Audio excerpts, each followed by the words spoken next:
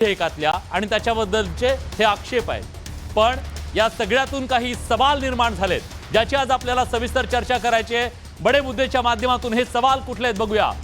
आज आपल्याला चर्चा करायची आहे वक्फ बोर्ड सुधारणा विधेयकाला जो विरोध केला जातोय तो योग्य आहे का, आणि योग्य असेल तर तो का आहे, त्याच्या मागची कारणमीमांसा काय, वक्फ बोर्डातील सुधारणेला विरोध नेमका का होतोय, त्याच्या मागची कारणं आपल्याला शोधायची आहेत.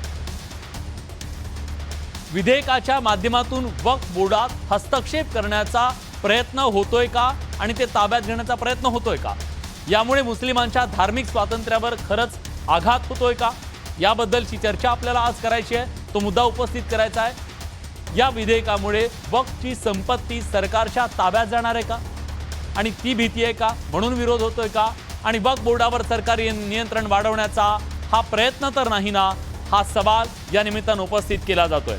आणि या सगळ्या मुद्द्याबद्दल चर्चा करण्यासाठी आपल्यासोबत मान्यवर पाहुणे आहेत. आपल्यासोबत या चर्चेत सहभागी होण्यासाठी शिवसेनेचे खासदार नरेश म्हस्के थोड्याच वेळात आपल्यासोबत जोडले जातील. आपल्यासोबत आता भाजपच्या खासदार मेधा कुलकर्णी आहेत.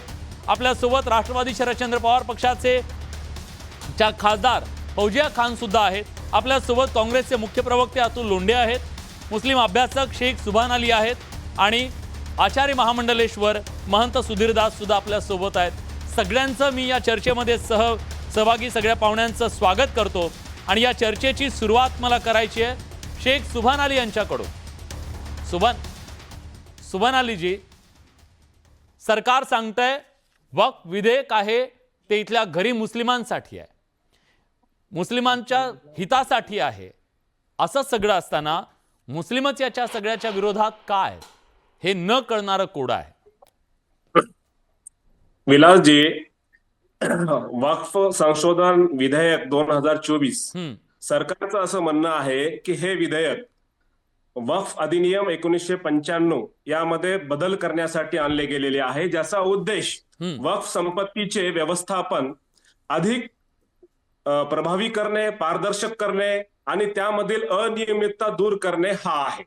आता हे करण्यासाठी प्रस्तावित बदल कोणते आणलेले आहेत, तर वक्फ बोर्डच्या समितीमध्ये सदस्य मुस्लिमेतर असावे आणि सर्वेक्षणाचे अधिकार जिल्हाधिकाऱ्याला असावे आणि वक्फच्या संपत्तीच्या दाव्यावर मर्यादा आणणे.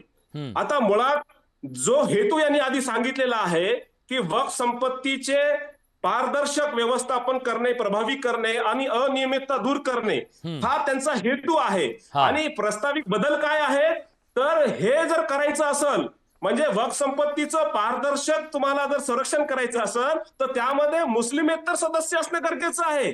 त्यासाठी जिल्हाधिकाऱ्याला सर्वेक्षणाचे अधिकार असणं गरजेचं आहे. मला हा प्रश्न हा उद्भवतो, मुस्लिम करू शकत नाही का? तुम्हाला जर काही सूचना करायच्या असतील तर तुम्ही त्या वक्फ बोर्डला सूचना करायला हव्या होत्या. कुठं अनियमितता तुम्हाला जर आढळून आली असेल तर तुम्ही त्यांना शिक्षा करायला हवी होती, परंतु तसं काही घडलेलं नाही. दुसरी गोष्ट मी तुम्हाला सांगतो की या विधेयकाचा अर्थ एवढा आहे की मुस्लिम वक्फ बोर्डच्या संपत्तीची देखरेख सरकारच्या अधिपत्याखाली करणे. काय सांगतात महंत सुधीरदासजी, मी येतो तुमच्याकडे. त्यांचं फक्त म्हणणं एकदा होऊ द्या, मी येतो ना तुमच्याकडे. आणि आपल्यासोबत भाजपच्या खासदार मेधा कुलकर्णी सुद्धा जोडले गेलेले आहेत. मेधाताई, तुमचं स्वागत आहे. येतो मी तुमच्याकडे. की वक्फ संपत्तीचे देखरेख सरकार करल आणि त्याची संरक्षण करल, जेणेकरून वक्फ संपत्तीचा लाभ जो आहे सर्वसामान्य मुस्लिमांना होईल. सरकार संरक्षण करणार आहे देखरेख करून गरीब मुस्लिमांसाठी. माझा पहिला संविधानिक आक्षेप हा आहे विलासजी, हा फक्त मुस्लिम समाजाचा विरोध नाही आहे. जे संविधानिक लोक आहेत ते सर्व संविधानिक नेते याचा विरोध का करतायत? हा विधेयक फक्त मुस्लिम समाजाच्या संपत्तीसाठी आणला, हा संविधानाच्या कलम 14चं उल्लंघन आहे. तुम्ही सर्व दुसऱ्या धर्मियाच्या संपत्तीचं रक्षण असं का करत नाही? हा समान कायदा त्यांच्यासाठी का आणत नाही? त्या इतर धर्मियाच्या किंवा मंदिराच्या संपत्तीमध्ये इतर समजा धर्मियांना तुम्ही सदस्य म्हणून घेऊन हेच नियम लागू करणार आहेत का? हे झालं आर्टिकल 14चं उल्लंघन. मी विचारतो, अधिकार 14चं उल्लंघन. दुसरं, संविधानामध्ये कलम 25 आणि कलम 26 धार्मिक स्वातंत्र्याचा अधिकार देते, 26 मध्ये धार्मिक बाबीचा व्यवस्थापनाचा अधिकार आहे. आता वक्फ संपत्ती जी आहे हे मुस्लिम समुदायाशी निगडीत असल्यामुळं त्याचं व्यवस्थापन मुस्लिम समुदायानं करावं ही संविधानिक तरतूद आहे. आता यामध्ये मुस्लिमेतर सदस्याचा सहभाग नोंदवणं, त्याचे अधिकार जिल्हाधिकाऱ्याला देणं हे त्याच्या कलम 26च्या अधिकाराचे हनन आहे. आता प्रश्न मी विचारतो, एक एक मुद्दा घेऊया, एक एक मुद्द्यानंतर चर्चा करूया. एक एक मुद्दा घेऊ, एका एका मुद्द्याची चर्चा करूया. मला या चर्चेमध्ये मेधा कुलकर्णी यांना आणायचंय, भाजपच्या खासदार आहेत. मेधाताई, ऐकलं तुम्ही, त्यांचं थेट म्हणणं आहे हस्तक्षेप केला जातोय, हा धर्मातला हस्तक्षेप आहे आणि एक प्रकारे हनन केलं जात आहे जे अधिकारांचं, संविधानिक अधिकारांचं हनन केलं जात आहे. काय म्हणणं आहे तुमचं? नमस्कार.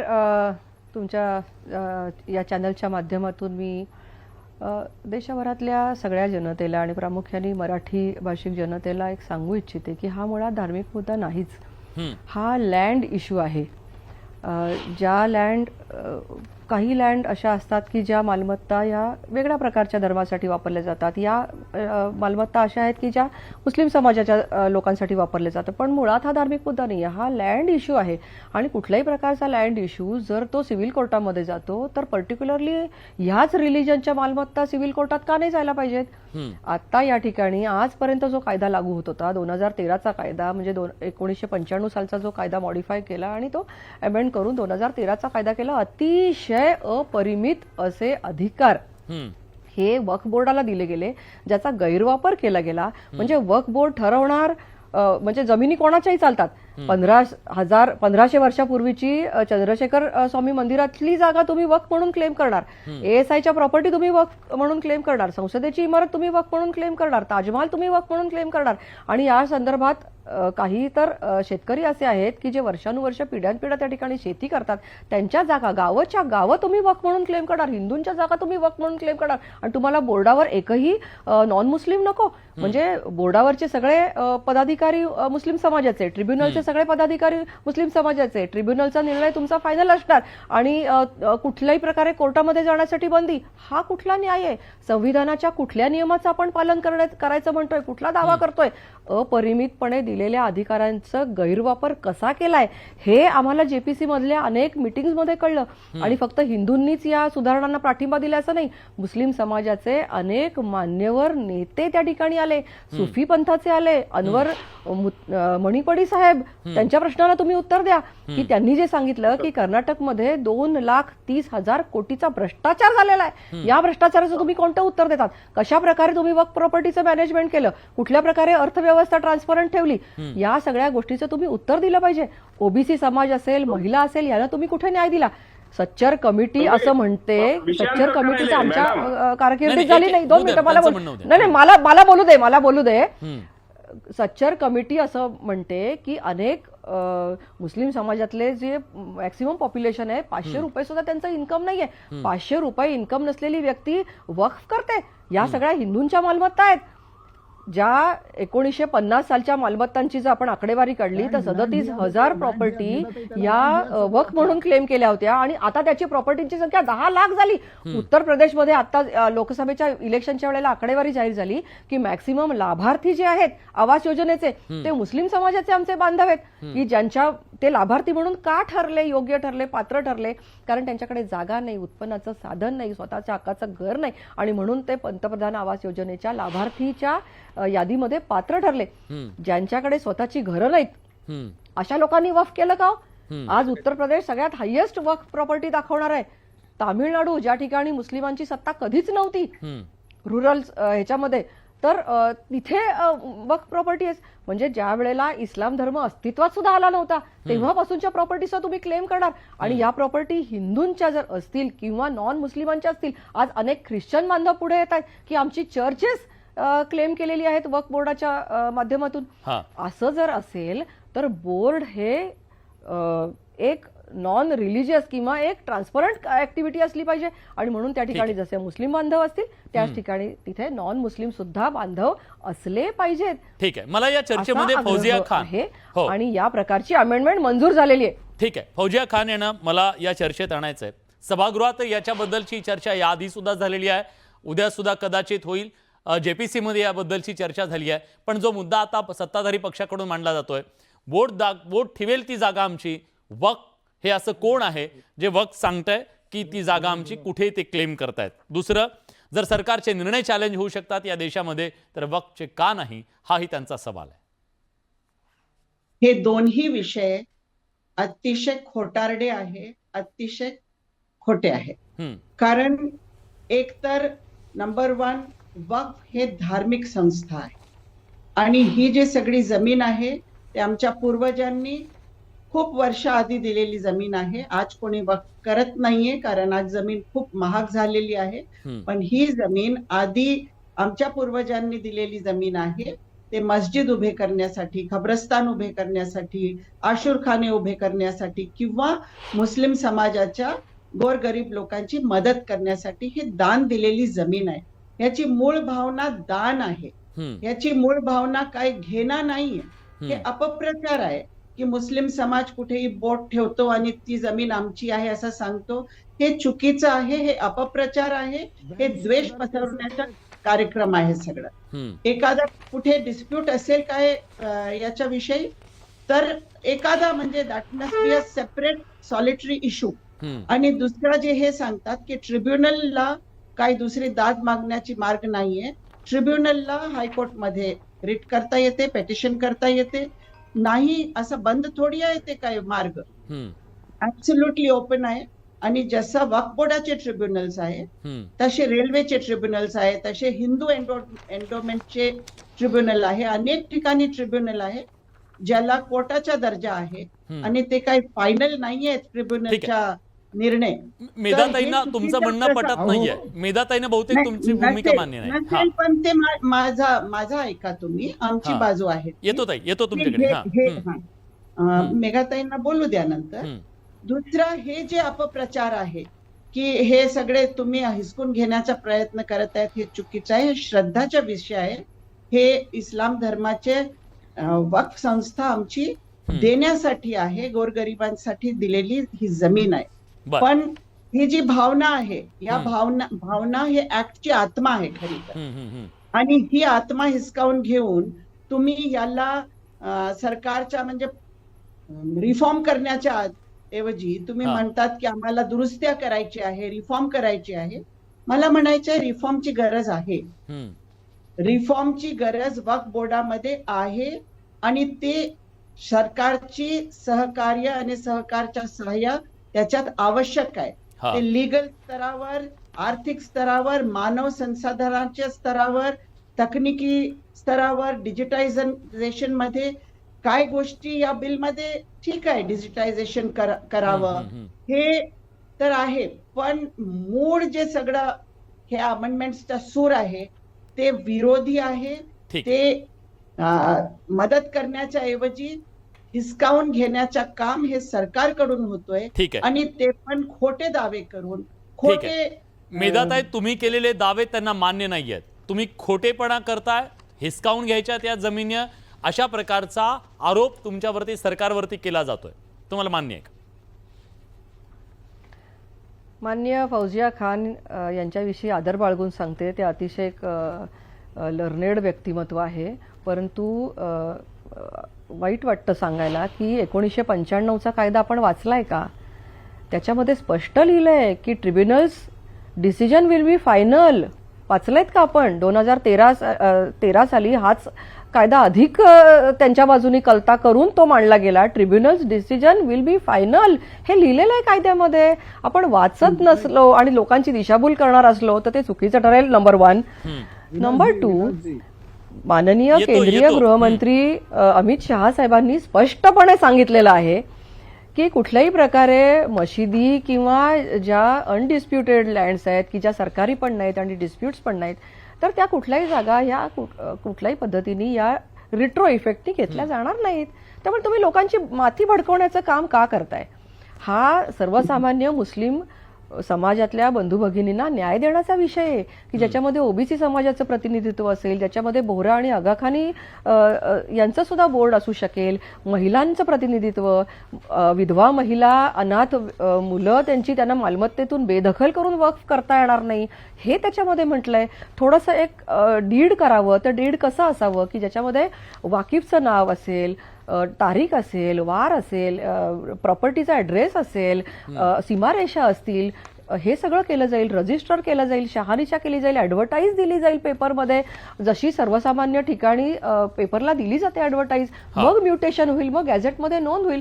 इतकं सगळं सिस्टमॅटिक होऊन जर वक्फ मालमत्ता अबाधित ठेवण्यासाठीची प्रोसिजर जर सरकार सुचवत असेल तर त्याला अडथळा काय आहे? आणि हे प्रोस्पेक्टिव्ह असा हा कायदा येणार आहे, रिट्रो नाहीये हा कायदा. ठीक आहे. जर जिथे डिस्प्युट्सच नाहीयेत, सरकारी मालमत्ताच कुठे, आज ASIच्या 232 जागा तुम्ही क्लेम करताय, ताजमहाल क्लेम करताय, संसद भवन क्लेम काय करताय काय? मला एक दाखवायचंय, मुरादाबाद मधली एकच प्रॉपर्टी, उत्तर प्रदेश मधली, या प्रॉपर्टीचं हे सगळं स्पेसिफिकेशन आहे. ही प्रॉपर्टी 70 लाख एकरची एक प्रॉपर्टी क्लेम केली आहे, गावाच्या गावं क्लेम केली आहेत.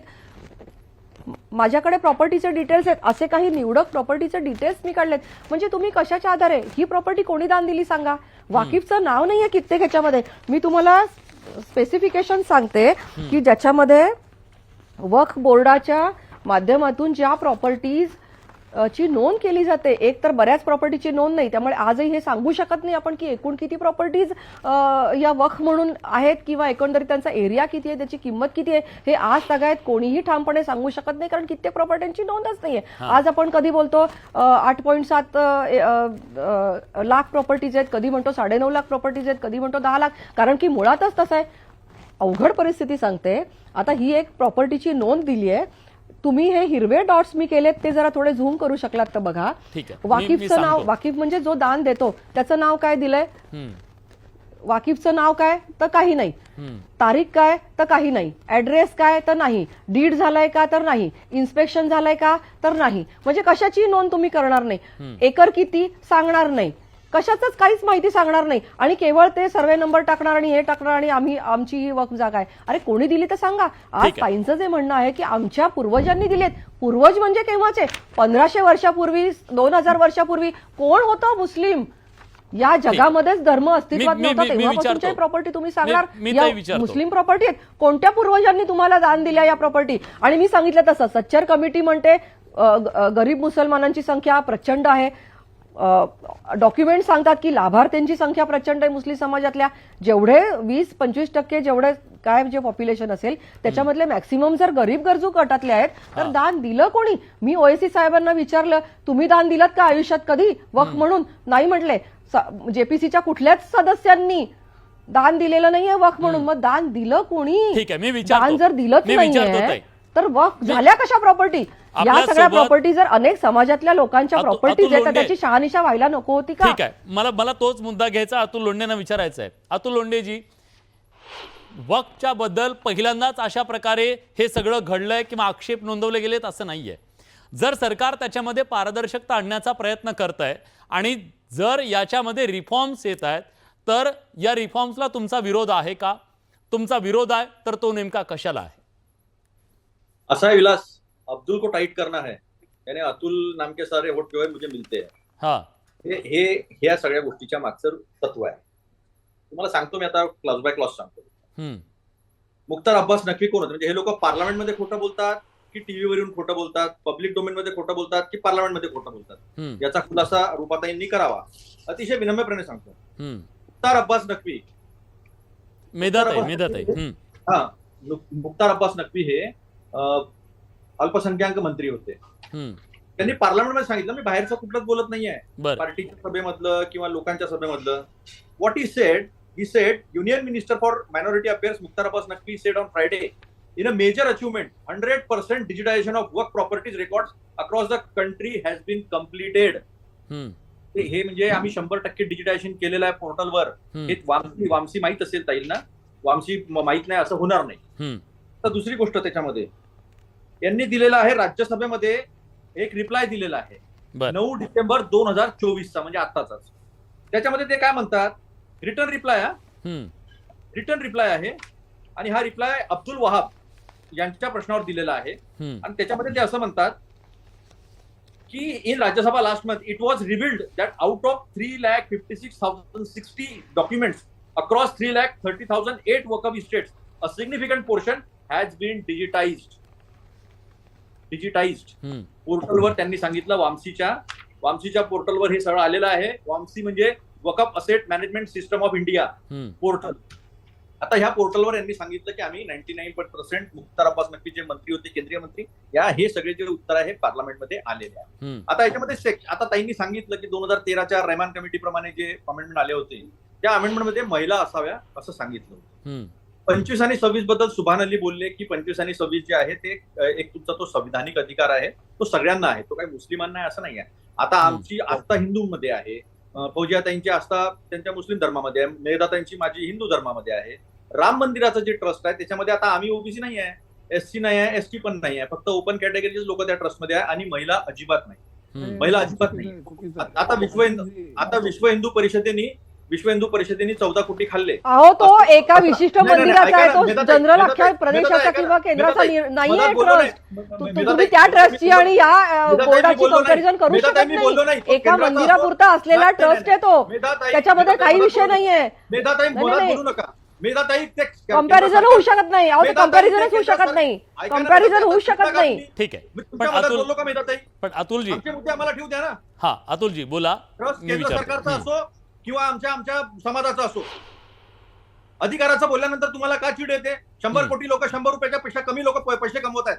हिंदूंमध्ये आज तुम्ही 96 करोड लोकांना द्यायला पाहिजे 5 किलो. 2021चं सेन्सस झालं नाही, त्यामुळे अजूनही 81 करोड लोकांना 5 किलो. विषयांतर होत आहे. तुम्ही एकतर तुलना पण चुकीची करता आणि विषयांतर पण करताय. तुलना पण चुकीची करताय आणि विषयांतर पण करताय. मी विचारतो तुम्ही क्रूड ऑइल त्या विषयाचं वेगळं डिबेट आयोजित करा, मी येते परत. टॅक्स लादून 40 लाख करोड पेक्षा जास्त पैसे काढलेले आहे हिंदूंकडनं, आमच्याकडनं काढलेले आहे. अतुलजी आपण वक्फ बद्दल बोला. आता सेक्शन 14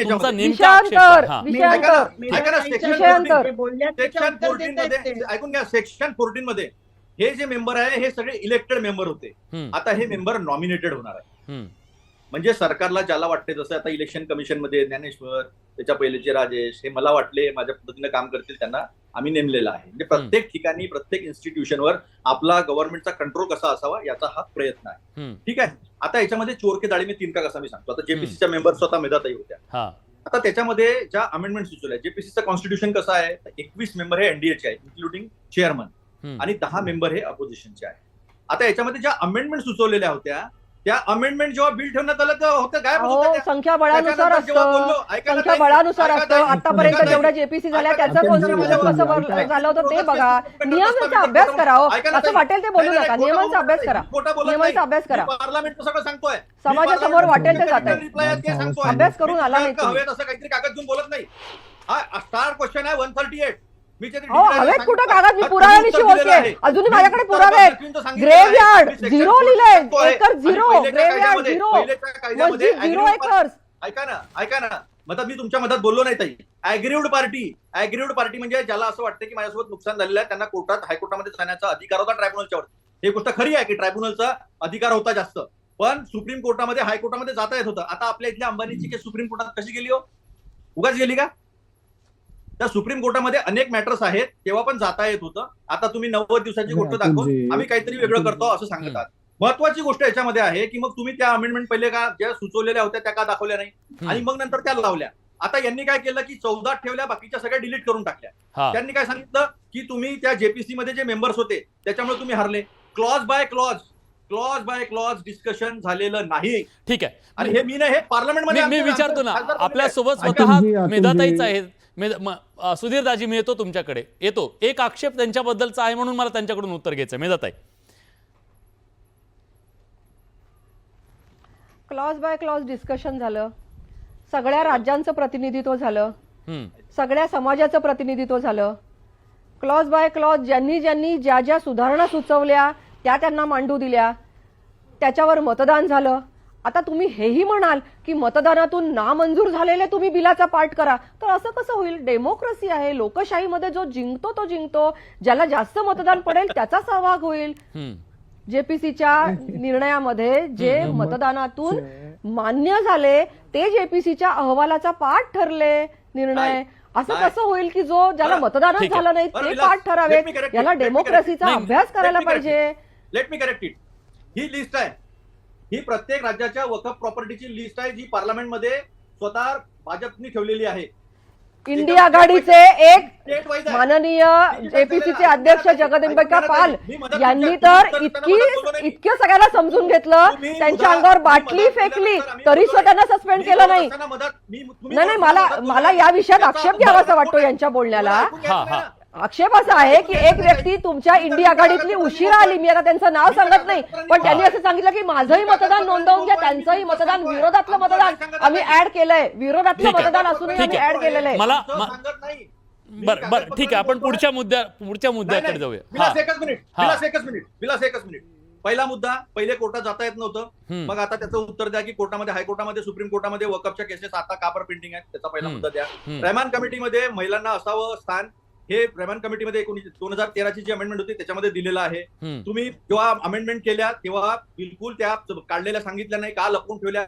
पार्लमेंटमध्ये याच्यावर उहापोह झालेला आहे आणि मग नंतर त्या अमेंडमेंट ज्या त्या लावलेल्या आहे, क्लॉज बाय क्लॉज डिस्कशन झालं नाही असं सर्व विरोधी पक्षाच्या लोकांनी सांगितलेलं आहे. 31 पैकी ऐकून घ्या ना, कॉन्स्टिट्यूशन कसं होतं जेपीसीचं. आता इथे फौजाताई पण बसलेल्या आहेत.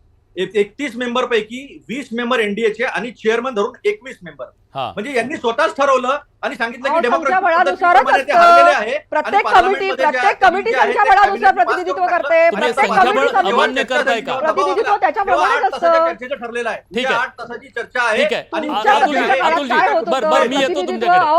नियम आहेत, शासनाचे नियम आहेत. आपण पुढे जाऊया, पुढचा मुद्दा घेऊया.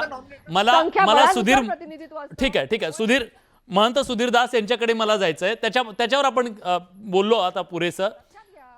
सुधीर दाजी, आक्षेप असा घेतला जातोय की आता वक्फ बोर्डावरती इतर धर्मीय असले पाहिजेत अशा प्रकारची अमेंडमेंट जर याच्यामध्ये येत असेल तर त्याला आक्षेप आहे. त्यांनी मुद्दा असा उपस्थित केला की मी राम मंदिराच्या ट्रस्टवर तुम्ही ते सगळं का केलेलं नाहीये, ते तुम्हाला चालणार आहे का? हा जो प्रतिवाद केला जातोय तो तुम्हाला मान्य आहे का? मला विलाजी, आता तुम्हाला सलग थोडा वेळ द्यावा लागेल. मला तुम्ही शेवटी ठेवलंय असं आहे की तुम्ही सुरुवातीला जे सांगितलं 9,04,000 एकर जागा, तो संख्या थोडी कमी तुम्ही सांगितली किंवा तुमच्याकडे जे इनपुट आलं असेल ती आहे 9,55,000 एकर जागा. 2003 पासून मला तुम्ही सांगा की मगाशी मेधाताईंनी खूप सौम्य भाषेत सांगितलं, आम्ही स्वतः जेपीसी समोर ज्या वेळेला साक्ष द्यायला गेलो त्यावेळेला आमच्या बरोबर अश्विनी उपाध्याय, विष्णू जैन, चेतन राजहंस आम्ही स्वतः होतो. आणि शिवसेनेचे मगाशी आमचे परम मित्र खासदार अरविंद सावंत साहेब हिंदुत्वाचा झेंडा घेऊन ज्या बाळासाहेबांनी एवढा मोठा संघर्ष केला, ते असुद्दीन ओवेसी बद्दल तिथे त्यांच्या शेजारी बसून आम्ही आलो. एवढे अभ्यासू व्यक्तिमत्व तिथे आले, विष्णू जैन सारखे सुप्रीम कोर्टाचे वकील आले, अश्विनी उपाध्याय आले. मी हिंदुत्वाचे सगळे विषय घेऊन आमच्या जेवढ्या प्रॉपर्टीज होत्या त्या सगळ्या केसेस घेऊन ज्या वेळेला आलंय त्यावेळेला अरविंद सावंतांनी लीड घेऊन बहिष्कार टाकला. त्या याच्यावरती तुम्ही शिवसेनेचं नाव घेता, तुम्ही बहिष्कार टाकला. ते झालं तर झालं. दुसऱ्या दिवशी बैठकीमध्ये जगदंबिका पाल यांच्यासारख्या ज्येष्ठ व्यक्तींच्या अंगावरती पाण्याची बॉटल फेकली, शिवीगाळ झाली.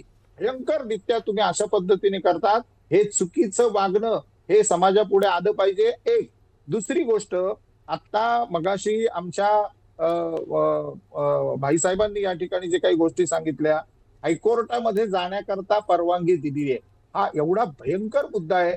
नाशिकमध्ये निफाड हे गाव आहे, सपोज त्या निफाड गावामध्ये 2 केसेस झाल्या, माझ्याकडे भेटायला आले. मेधाताईंनी आम्हाला सर्वांना जेपीसी समोर त्यावेळेला बोलवलं होतं आणि विथ आम्ही प्रूफ डॉक्युमेंट्स त्या समोर दिले. निफाडची एक जागा होती. आपल्याला तुम्ही सांगा, निफाडचा खेड्यातला माणूस ज्याला र का ठ कळत नाही, त्या बिचाराची एक 10-15 एकर जागा आहे. ती जागेच्या संदर्भाने वफनी क्लेम केला आणि त्या माणसाला डिस्ट्रिक्ट कोर्टमध्ये, साध्या तालुका कोर्टमध्ये जाता येत नाही. तो मुंबईला किंवा नागपूरला कुठल्या सुप्रीम कोर्टात हायकोर्टात जाणार हो? ही कुठली पद्धत आहे? हे कुठले न्याय करून दिले? काँग्रेसनी यांना मतदान हवं म्हणून एवढे भयंकर कायदे यांच्या बाजूने करून ठेवले की मी सांगतो की या न्यूज 18 लोकमतच्या बिल्डिंगवर जर त्यांनी क्लेम केला ना, तर विलासजी तुम्ही सुद्धा साबित करू शकणार नाही ही जमीन आमची आहे. अशा पद्धतीच्या भयंकर केसेस झाल्या. अतुलजी डोक्याला हात लावतायत, अतुलजी डोक्याला हात लावतायत. तुम्हाला येतो माहिती अतुलजी. अतुलजी तर काय करू आता? तुम्ही बोलत नाही, कधीही डोक्याला हात लावू. पुराव्याशिवाय मी बोलत नाही. मी पुराव्याशिवाय बोलत नाही. मी आणि वेदांताई काही बोललो ठीक आहे. तुमचं बोलणं योग्य नाही ना माधवजी. हे बा, मशीद, कबर, मजार आणि दर्गा या माध्यमातनं हा लँड जिहाद सुरू झालाय. याच्या मागे खूप भयंकर टोळे आहेत, लक्षात ठेवा. वक्फ गरीब माणूस करतोय, आम्हाला तुमच्या धर्मात कुठे इंटरफेअर करायचं नाही. तुम्ही आम्हाला जे सांगता ना, आमचा सर्वात मोठा कुंभमेळा हा आमचा सर्वात मोठा महोत्सव आहे. या कुंभमेळ्याकरता तुम्ही मुस्लिम मंत्री आमच्या प्रयाग कुंभमेळ्याला नाही महंतजी ते ऍडमिनिस्ट्रेटर होते, ट्रस्टवर नव्हते, सरकार ऍडमिनिस्ट्रेटर होते महंतजी. नाही लक्षात घ्या. गार्डियन फक्त ऍडमिनिस्ट्रेटर होते महंतजी. गार्डियन ऍडमिनिस्ट्रेटर होते, ते ट्रस्टवर नव्हते. नाही कुठल्या आझम ट्रस्टवर खान नव्हते. या आझम ऐकून घ्या. आझम ठीक आहे, खान त्यांचा या मुद्दा पूर्ण होऊ द्या. व्यक्तीला- मेधाताई येतो तुमच्याकडे. हा नाही, मला आझम सुधीरदाजी खान तुमचा सारखा- मुद्दा पूर्ण करा. हा आझम खान सारखा जातीयवादी व्यक्ती, आझम खान सारखा सर्वात मोठा उत्तर प्रदेशला गुन्हेगार मंत्री हा त्या ठिकाणी कुंभमेळ्याचा गार्डन मिनिस्टर आम्ही स्वीकारला. काय काय मुद्दे आम्हाला पाहावे लागले आम्हाला माहिती आहेत, आम्ही पाहिलेत ते. आणि तुम्ही सांगतात की इथे हिंदू जर तिथे एखादा प्रतिनिधी आला, कारण या वक्फच्या कायद्याच्या दुरुपयोगामुळे सर्वात जास्ती मुस्लिम जसे होरपळले गेले तसे सामान्य आमचा हिंदू देखील होरपळला गेलाय. म्हणून आमचं प्रतिनिधित्व हवंय. ठीक आहे. आमच्या मंदिराच्या माध्यमातून अशा जागा हडपण्याचे उद्योग झालेले नाहीयेत, हे ध्यानात घ्या. सुभान अलीजी, आमच्या कुठल्याही ट्रस्टच्या माध्यमात सुभान अलीजी, एक गोष्ट clear करायची. आमच्या मंदिराच्या माध्यमातून ताई येतो. त्यांनी जो आक्षेप नोंदवला आता त्याच्याबद्दलचं मला स्पष्टीकरण हा घ्यायचं. जो उद्योग चाललाय ही जी संघटित गुन्हेगारी वक्फच्या भोवती उभी राहिली आहे, तिचं भयंकर स्वरूप ज्या वेळेला पार्लमेंटमध्ये मांडलं गेलं, माझ्या भगिनी मेधाताईंनी तिथे जीव काढला अक्षरशः. 20 राज्यामध्ये मेधाताई फिरल्या आहेत. 20 राज्यामधलं प्रतिनिधित्व मंडळ त्यांनी स्वतः जाऊन केलं. रात्रंदिवस प्रवास चाललेले होते. ठीक आहे, जगदंबिका बरोबर आहे. म्हणून तर आज ताई आपल्या सोबत आहेत. वयोवृद्ध नाही, मला काय म्हणायचंय की तुम्ही त्या माणसाने अक्षरशः 6 महिन्याच्या आतमध्ये ज्या काही मीटिंग घेतल्यात ना, 8-8 तास जगदंबिका पाल तिथे बसत होते, मेधाताई त्यांच्या शेजारी बसत होत्या. तुम्ही मला सांगा, पार्लमेंट मधलं रेकॉर्ड झालंय आवर्स आणि मीटिंग.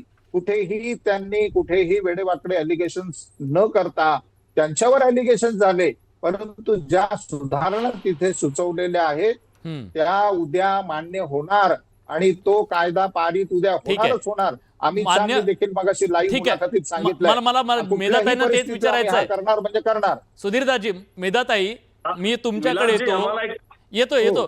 सुभानलालजी, मी तुमच्याकडे येणार होतो, पण तो मुद्दा त्यांनी सांगितला ना, होणारच असं ते म्हणतायत. मला होणार कसं हा प्रश्न पडलाय. नितीश कुमार आज नाराज आहेत अशी चर्चा आली. नितीश कुमार तिकडे सगळ्या काय म्हणतात त्याला, इफ्तार पार्ट्या देत आहेत. निवडणुकीच्या तोंडावर त्यांच्या समोर अडचण आहे. तिकडे चंद्राबाबू नायडू तुमच्यासोबत येतील की नाही याच्या शंका आहे, कारण ते म्हणतात की अधिकारांचं हनन होऊ देणार नाही. हे करणं कितपत शक्य आहे तुम्हाला? नाही, मी आधीच्या मुद्द्यावर बोलते की महंत सुधीरदासजी जे म्हणाले ते अगदी बरोबर आहे. मिसकंडक्टचे एवढे प्रकार आहेत आणि अनेक मुस्लिम समाजातले नागरिक सुद्धा किंवा पदाधिकारी सुद्धा जेपीसी समोर आले ना. मिसकंडक्टचं उदाहरण सांगते आणि त्याच्या आधी अजून एक मुद्दा सांगते की महाराष्ट्रातले काही आपण देवस्थानं आणि ट्रस्ट घेऊ का हो, अनेक सरकारी अधिकारी जे पदसिद्ध तिथे सीईओ आहेत, सगळे सरकारी अधिकारी सीईओ आहेत, सरकारी अंमल आहे त्याच्यावर. आणि मग ते पदसिद्ध जर असतील तर तो हिंदू असू शकतो, मुस्लिम असू शकतो, ख्रिश्चन असू शकतो, कोणी असू शकतं ट्रस्टवर. तिथे का बरं तुम्हाला अडथळा नाही वाटत? तिथे तुमचा जर एखादा अधिकारी शेख नावाचे असतील, खान नावाचे असतील, तर ते जर सीईओ असतील तर तेही तुळजापूर मंदिर किंवा कुठल्याही मंदिराचे सीईओ होऊच शकतात ना. तेव्हा आम्ही नाही कधी काही म्हणत त्यांना. हा माझा मुद्दा आहे. ठीक आहे, सुभानाली, ह्याचं उत्तर घेऊ का मी पटकन? सुधीरदासजी मी तुमच्याकडे बोलत होते, त्याच्याशी मी सहमत आहे. मिसकंडक्टचे 32,000 मेधाताई तुमच्याकडे येतो. सुभानालींकडून उत्तर घेतो. सुभानालीजी, मेधाताई, तुम्ही जो प्रश्न उपस्थित केला की मुस्लिमाकडे ही संपत्ती कुठून आली, त्यांचे पूर्वज कोण आहेत, तर मला हे सांगावंसं वाटते की महाराष्ट्र ऐकतोय आपल्याला की छत्रपती ही शिवाजी कंडक्ट जी महाराजांचे आहे, गुरु या संत तक्रारी याकूब बाबा अजूनही रत्नागिरी झालेल्या जिल्ह्यातील आहेत. केळशी येथील यांना 653 एकर जमीन शिवाजी महाराजांनी दान दिलेली आहे.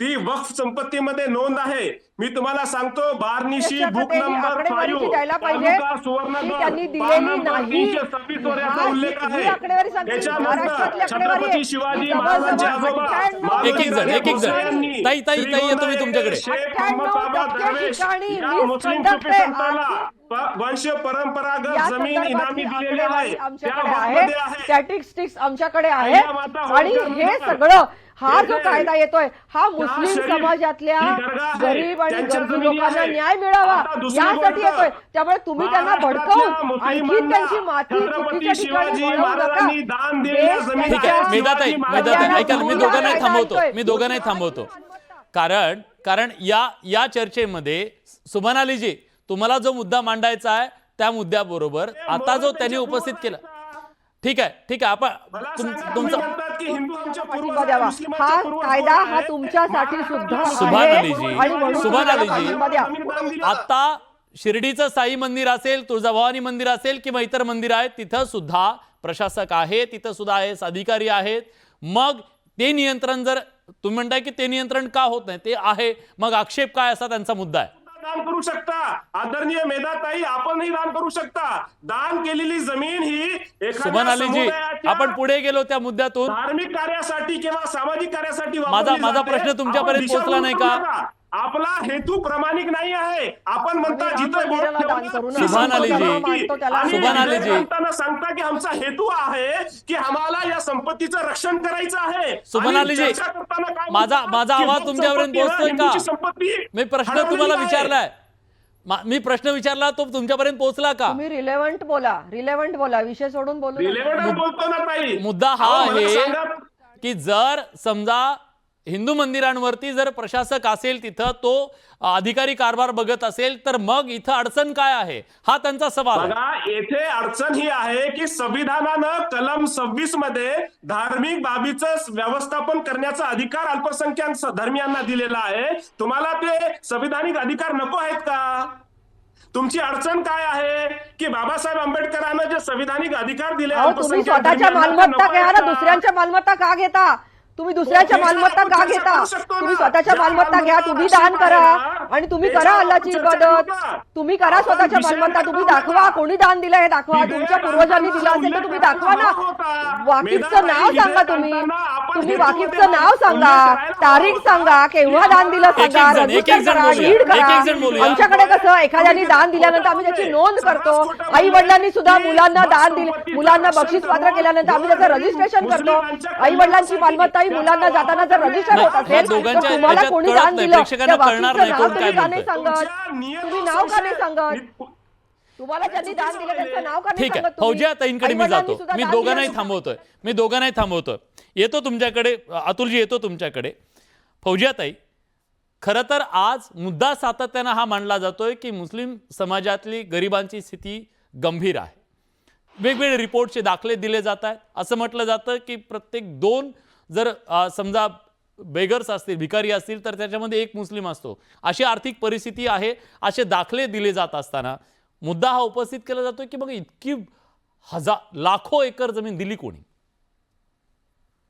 तुम्ही जर माझं उत्तर ऐकायचे असेल तर माझी रिक्वेस्ट अशी आहे बाकी की सगळ्यांना माझ्या थांबवतो. बोलत्या वेळी दुसऱ्यांना हस्तक्षेप करू देऊ नका. ओके ताई, जर ते करत असेल तर मग मी गप्प बसते. नाही ताई, कारण माझ्या प्लीज पण बोला. मी ऐकायला सगळ्यांना तुम्ही विनंती करतो, बोलवलेलं. ताईंचं म्हणणं पूर्ण होऊ द्या. हा, मी येतो तुमच्याकडे. माझं म्हणणं नंबर 1 असं आहे की मला विचारायचं आहे, जेपीसी मध्ये ऑपोजिशननी सुचवलेले किती मुद्दे स्वीकार करण्यात आले? नंबर 1. दुसरा, हा विषय फक्त मुस्लिमांचा आहे असं मला मान्य नाही. हा विषय सगळ्या मायनॉरिटीजचा आहे. कारण मायनॉरिटीसाठी जे कॉन्स्टिट्युशनल राईट्स आहे, आर्टिकल 15 जे बोलतोय की धर्म, पंथ, लिंगच्या आधारामध्ये भेदभाव करायचा नाहीये. आर्टिकल 25चा इथे उल्लेख केला, आर्टिकल 26चा केला, आर्टिकल 15 ते 30 सगळेच आर्टिकल्स हे मायनॉरिटीजला अधिकार देत आहेत धार्मिक आपल्या धर्म पाळण्याची. आणि हे जे सगळे उल्लंघन होत आहेत या बिलच्या माध्यमातून, कारण आज बोधगयामध्ये सुद्धा बुद्धिस्ट समाज हे पूर्ण देशामध्ये ते आज प्रोटेस्ट करत आहेत की आमच्या व्यवस्थापनावर नॉन बुद्धिस्ट मेंबर्स तुम्ही कसं काय घेतो, हे कायदा बदला.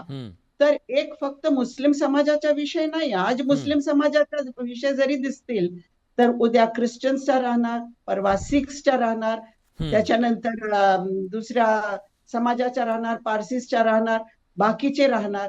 मायनॉरिटीजच्या संरक्षण करणं कॉन्स्टिट्यूशनच्या अधिकाराचा हा सरकारची जबाबदारी आहे आणि हे सगळे उल्लंघन होत आहेत. त्याच्या शिवाय डिस्क्रिमिनेटरी सगळं आहे, कारण हे जे सगळं आता मी चर्चा ऐकत होते त्याच्यामध्ये बाकीचे रिलिजियस गव्हर्नन्स स्ट्रक्चर्स जे आहे त्याच्यामध्ये दुसरे धार्मिक लोक नाही येत आहे. याशिवाय तुम्ही म्हणतात की दान देण्यासाठी 5 वर्ष इस्लाम तुमचा धर्म असावं.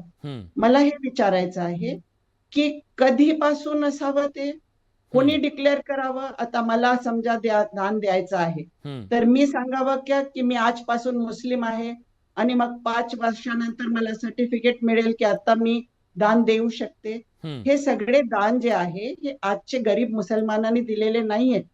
हे दान हिंदू राजांनी सुद्धा दिलेले आहे. अनेक राजा राजवाड्यांनी वक्फ जमिनीला दान देण्यात आलेले आहे. त्यावेळी मुस्लिम समाजाच्या जे राजे होते त्यांनी हिंदू मंदिरासाठी दिलं, हिंदू समाजाच्या राजांनी मुस्लिम समाजासाठी दिलं.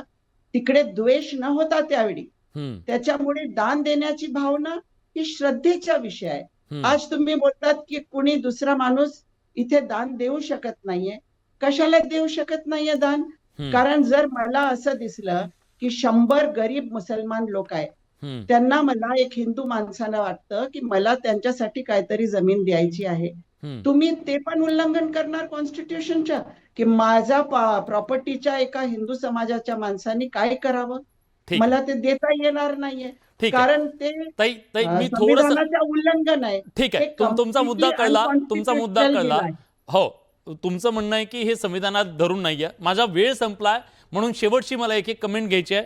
ताई, मी तुमच्याकडे येतोय. मेधाताई, त्यांचं स्पष्ट म्हणणं आहे की मुस्लिमांच्या धार्मिक स्वातंत्र्यावर आघात करणारं हे आहे. दुसरं, सरकारचा हेतू आहे ती जमीन ताब्यात घेण्याच्या संदर्भातला आहे. खरंच असं आहे का? आणि मग त्यांच्या अधिकारांचं संरक्षण कोण करणार? मेधाताई थोडक्यात. जुन्या ज्या जमिनी आहेत त्याच्याबद्दलचं स्पष्टीकरण आणि माझा हा मुद्दा सांगून झालेला आहे ऑलरेडी की वक्फ बाय युजर जे आहे, जे नॉन डिस्प्युटेड आहे आणि सरकारी मालमत्ता नाही तर त्या तशाच राहणार आहेत. त्यांनी जो प्रश्न उपस्थित केला की तुम्ही विरोधकांच्या कुठल्या मुद्द्याला ऍक्सेप्ट केलं तर ट्रिब्युनलमध्ये एक्सपर्ट असावा, हा मुद्दा त्यांचाच आम्ही ऍक्सेप्ट केलेला आहे. मुळात मुदत वाढवून द्या असं त्यांचं म्हणणं होतं, तेही आम्ही ऍक्सेप्ट केलं. दुसरं म्हणजे त्यांनी असं सांगितलं की जुन्या राजांनी दान दिलं तर तुम्ही त्याला नाही कसं म्हणता? तुम्ही डॉक्युमेंट्स दाखवा. आता सुद्धा इथून पुढे हा कायदा पुढे जाण्यासाठी, पुढे जी वक्फ तयार होतील त्याच्यासाठी आहे. एकच छोटीशी मागणी आहे. समजा आमचे बंधू अतुलजी लोंढे यांनी दान दिलं, कोणीच दान देऊ शकतं समजा, तर त्यांनी समजा दान दिलं असेल तर तुम्ही दाखवलं पाहिजे ना, वाकिफचं नाव सांगा. आमचं हेच म्हणणं आहे, तारीख सांगा, वार सांगा. तो माणूस ती प्रॉपर्टी ओन करत असला पाहिजे आणि तो दान देण्यासाठी पात्र असला पाहिजे. समजा एखादी प्रॉपर्टी माझी नाही तर मी ती दान देऊ शकते का? ठीक आहे, हा मुद्दा. दुसरा आर्टिकल 26 हा पारदर्शकतेचा मुद्दा सातत्याने उपस्थित केला जातोय. अतुलजी, जेपीसी मध्ये बिलच डिस्कशन साठी नेलेलं होतं. जेपीसी मध्ये डिस्कशन झालेले नाही व्यवस्थित क्लॉज बाय क्लॉज आणि जेपीसी मध्ये बुलडोज करण्यात आले. बोललो आपण त्याच्याबद्दल. बुलडोज करून त्याच्यामधल्या ज्या सुधारणा अपेक्षा, ऐका ना ज्या सुधारणा व्हायला पाहिजे होत्या त्या सुधारणा होण्यापेक्षा हिंदू मुस्लिम करून आपल्याला राजकारण कसं साधता येईल याचा प्रयत्न हे भाजपा नेहमी करत असते. आता मी मेहता त्याला एकच प्रश्न विचारतो. मला शिर्डीचं असेल, वेगवेगळे संस्थान आहे, तुळजापूर आहे, इथे कोणता शेख किंवा कोणता वेगळा माणूस जो आहे तो सीईओ होता? नंबर 1. नंबर 2, राम मंदिरावर आमचा अधिकार नाही का? आमचा देव नाही का? रामपा मधातच बोलायला लागल्या, राम आमचा देव नाही का? मग रामाच्या तिथे ओबीसी, एससी, एसटी आणि महिला यांना का तिथे प्रतिनिधित्व मिळू नये? ट्रस्टच्या ऍक्ट मध्ये झालं ते, ऍक्ट मध्ये झालं ना की त्यांनी वेगळं नाही, त्यांना काही कायदा लागू होत नाही, त्याचं संविधान लागू होत नाही. आम्ही ओबीसी, एससी, एसटी म्हणून मागतोय, महिला म्हणून मागतोय, देता का? नाही देत. ट्रस्टचा आणि वक्फ बोर्डाचा मी तुमच्या मदत बोललो नाही. ठीक आहे. मी नाही तुमच्या नाही मदत बोललो नाही, एका छोट्या नाही. माझा वेळ पूर्ण संपलाय, देशातला प्रश्न माझा आहे. वेळ संपलाय. पूर्ण देशातला अतुलजी, प्रश्न आहे आणि आम्ही पार्लमेंटचे शेवटची कमेंट वेळ संपलाय. डॉक्युमेंट घेऊन बोलत असताना त्याला कोणी नाकारू शकत नाही. मी पार्लमेंटचे डॉक्युमेंट घेऊन बोलतोय, पार्लमेंटमध्ये यांनी दिलेल्या उत्तरांवर बोलतोय आणि हे लोक इथे येऊन कुठले कागद घेऊन येतात आणि त्याच्यावर बोलतात. इथे सरळ या देशामध्ये हिंदू मुस्लिम सुरू आहे. हिंदू मुसलमान करून मायनॉरिटीला घाबरण्याचं काम जे आहे ते आहे. आणि यांनी शेतकऱ्यांच्या संदर्भामध्ये तिथे आता म्हणताना मला प्रश्न विचारायचा आहे, शेतकऱ्यांच्या बिलाच्या संदर्भामध्ये नाही वेळ प्रश्न विचारायला आता वेळ नाही, वेळ संपला. जायचं. ठीक आहे. APMC मध्ये मी प्रेक्षकांचं मत तुम्हाला सगळ्यांना ऐकवणार आहे. प्रेक्षकांना वेळ संपलाय म्हणून माफ करा. बडे मुद्द्याच्या माध्यमातून आपण सवाल विचारलेला होता आज की जो विरोध केला जातोय वक्फ बोर्डाच्या सुधारणेला, तर हा विरोध योग्य आहे का? बघा प्रेक्षकांचं काय म्हणणं आहे. 61% लोकांना होय वाटतंय, 39% लोकांना नाही असं वाटतंय. वक्फ संशोधन विधेयकाला होणारा विरोध प्रामुख्याने स्वायत्तता, धार्मिक स्वातंत्र्य आणि सरकारी हस्तक्षेपाच्या भीतीवर केंद्रित आहे. तर दुसऱ्या बाजूला या सगळ्याबद्दल सुधारणारी पारदर्शकता हवी आहे असा आग्रह धरत सत्ताधारी याबद्दलचं हे विधेयक पुढे रेटण्याचा प्रयत्न करतायत. उद्या घमासान होणार आहे. जसं आज चर्चेत झालं तसं उद्या लोकसभेत होणार आहे आणि याचा अंतिम फैसला काय याचा निर्णय सुद्धा उद्या होईल. आज या चर्चेमध्ये आपण सगळेजण आलात, आपली भूमिका मांडली त्याबद्दल सगळ्यांचे मनापासून आभार. बडे मुद्द्याच्या आजच्या चर्चेत आपण इथेच थांबतोय. धन्यवाद.